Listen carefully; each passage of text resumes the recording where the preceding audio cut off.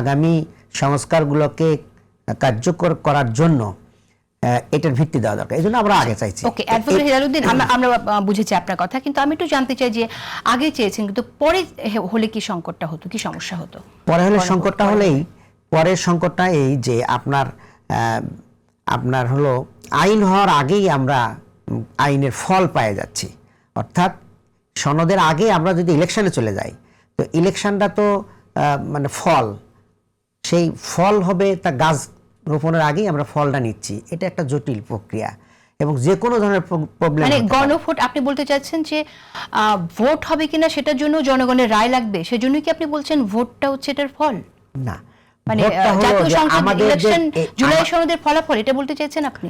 আমাদের যে জাতীয় সংসদ ইতিপূর্বে যে সকলগুলো হয়েছে আর এবারের জাতীয় সংসদের মধ্যে একটু ভিন্ন আছে। যেমন মনে করেন আগে তো একটাই সংসদ ছিল, এখন জুলাই সনদে আছে দ্বিকক্ষ বিশিষ্ট সংসদ হবে। তাহলে এইটা আমরা যে দেব, সেই ভোটটা কয় কক্ষের জন্য দেব? একটা সংসদের জন্য দেব না উচ্চকক্ষ নিম্নকক্ষ দুইটার জন্যই দেব? এইটা যে একটা জটিলতা ধারণ করতেছে।